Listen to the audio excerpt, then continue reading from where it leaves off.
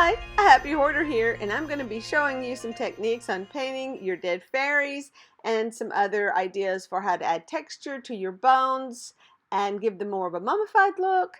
And right now, I'm just kind of pointing out that on these little antennae that come off of the butterflies I got at Dollar Tree, there's like a wrap of metallic ribbonish stuff around them, and it's coming loose. So I had to touch that up with my glue gun before I could move forward. I'm going to set that one out of my way.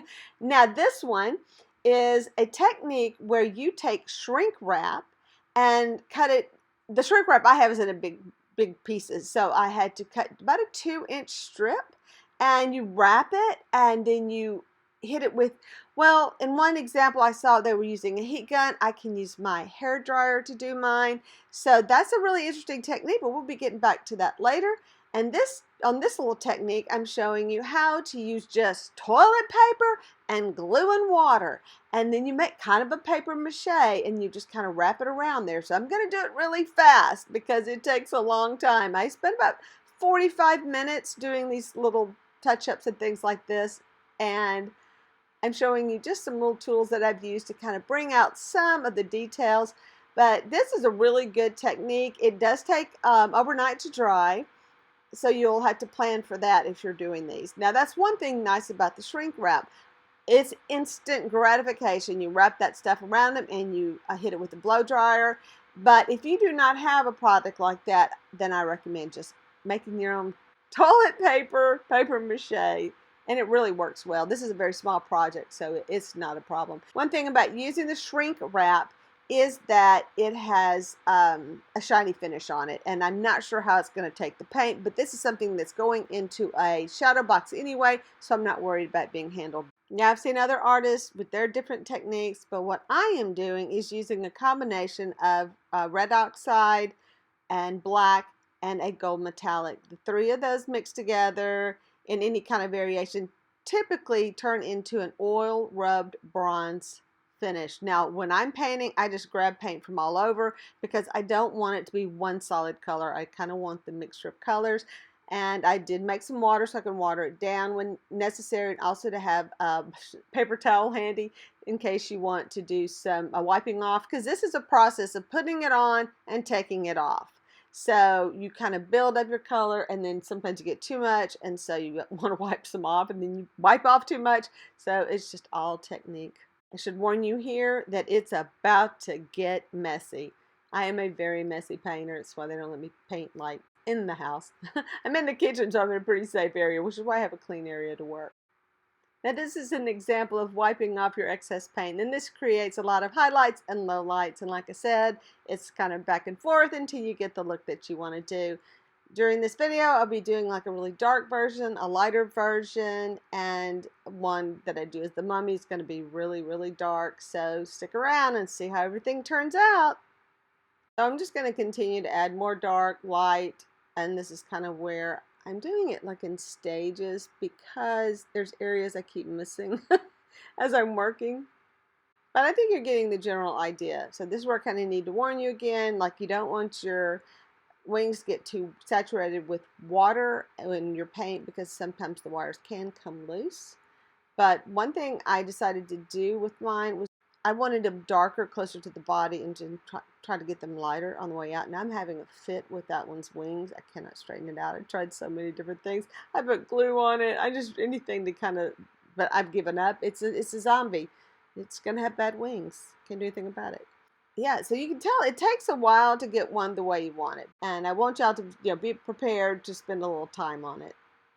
There it is. Adorable. Still, if you look at the one that is simply glued together, then you'll notice that it's just as cute. So it's up to you how you want to do it. But I am going to do a little bit of work on this one to kind of darken it up some as well. So what I did was go around and touch up knees and things like that where the glue was showing. But I like them dark, so I am going to go in and paint it the way I want it, and just once again kind of go through the techniques of putting some on, taking some off, putting some on, taking some off, making a really big mess. Now, I do lay it down to paint it. That way the paint will kind of go all the way through the wings. It's just easier that way and puts a lot less stress on it. However, when I was done, I had done it a little bit lighter than the first one, so it works as well. I'm good with that. Finally, I went back in and I painted the eye sockets black. And when you're doing yours, I think you're going to notice the difference. I think you'll like it more with the eyes black. I know this is moving fast, but I'm actually using the point of a skewer to paint my eyes. Get better details that way. Now I'm going to work on the one with the shrink wrap.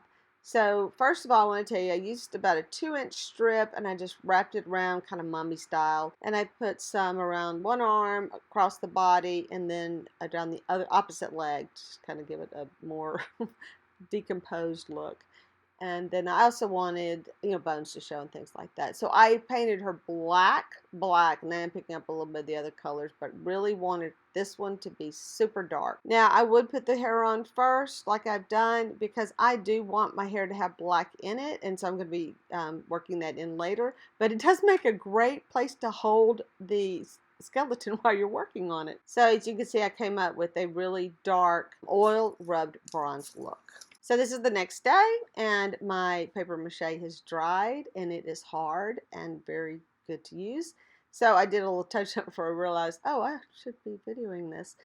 So I am painting him dark because I want him to be a mummy as well. So I was at Universal Studios when I saw this in one of their stores, and that's what inspired me. Now mine's taken on a different look, because that's the way I am. I don't have those really cool wings, but I'm pretty happy with the wings I have. Now, I did do a lot of distressing on this one, and I did think she came out kind of cool. One thing I did do is I took her arms off again, and I repositioned them so that they're kind of close to her chest. I just like that look better. So I'm using a box I got at Hobby Lobby, and it is an 8x10, but you had to get the one with a 2-inch depth, and this was $29.99, but I did get it for half price, as things are at Hobby Lobby. And I did see some at Walmart, and these are like $10. They're the deep kind. They would work just as well, but they are plastic. However, the black one kind of looks like a Riker box. If you don't know what a Riker box is, it's a box that you put bugs and all in. So if you want to get something like that, that'd be great as well, because this is kind of a bug after all. So this does have pins in it. You want to hang on with those pins because you're going to need them for this. Now she looks really cool on that, but I just don't like her being on that stark background. So I am going to use some of this creepy cloth. You can also use cheesecloth or something like that to get the same effect. You can also stain this if you want to, like do a coffee stain or something. I didn't want anything to take away from my mummified fairy, so I kept it the same color. Now, and then I stick the pins back in because it's supposed to look like it's in a display box. And the pins are kind of long, and there's not a whole lot of foam, so you have to put them in at an angle, but you'll figure that out when you try to do this. It only takes 2 pins to hold her up. I got these labels off graphicalmuse.com, and you'll really like those. They're so cute. Trouble with that pen, that's what I'm talking about. So I just call this one Dead Fairy, but what I have been doing is looking up Latin terms to put on them, which is kind of fun. So I just didn't want to make a Latin term for this one. It's called the Dead Fairy that it is, but I may redo this. Another thing about these, you can download them, so you can put them on a Photoshop program or something and label them, or a Word program, and actually type in your labels. Now there are those little tabs on the back of the frame that you have to push down. Now I think she came out pretty good. I was really happy that I found something I really liked, and I was able to make something very similar to that. Yay! This is another box that I bought. I actually thrifted this at Rolling Hills. Yay! Meant to have it. Now it came with this like insert, and so I kept those in there for now. This like a stack of old cards, and I have added my label, and that is my first Dead Fairy that I made years and years ago, and so cute when hanging out in my studio. And I had these leaves, all this weird stuff.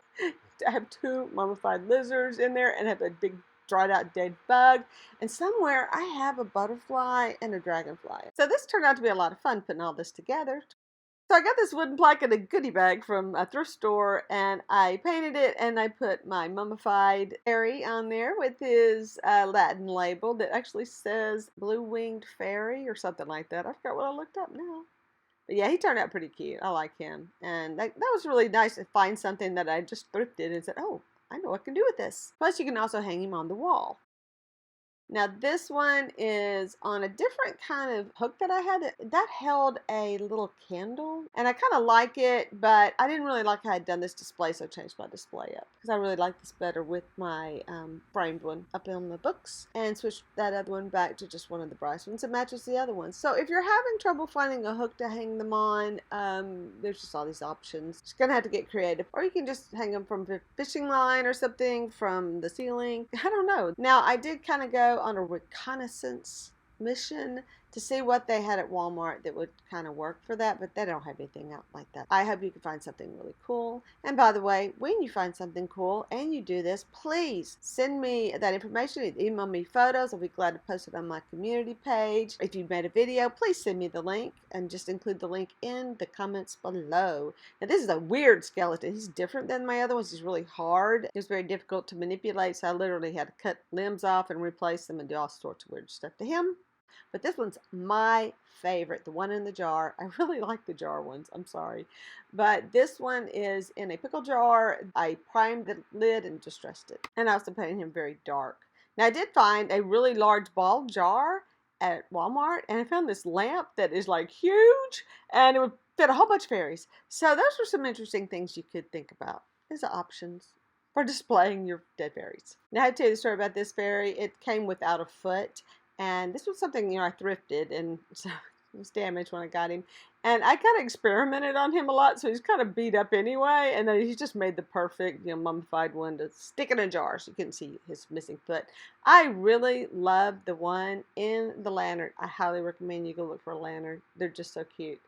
Now I'm a little bit weird because my lantern that was open at the top and my fairies could get out. So my husband cut me some hardware cloth or whatever that's called, put it in the top of my lantern. Hot glue wasn't holding, so I used my new glue gun and it stuck. I had to use my alligator clips that came off of my butterflies, so that was awesome. But I did notice that Walmart has a big variety of lanterns, so go check out your local Walmart. Here's another one who's in flight. I do like to leave some of them bald, so I think that looks kind of fun. And then I have this one over here that I just kind of like him hanging out around this light. And I forgot to mention earlier that I do paint the antenna, so I do kind of distress them as well. And here's my big shadow box over here on my side table with some larger items because I thought that would look kind of good together. I have really enjoyed making these fairies, and I want you to enjoy it too. Thanks for watching, and please hit like and subscribe if you haven't. And hey, hit that notification button because sometimes I make really good videos. Bye!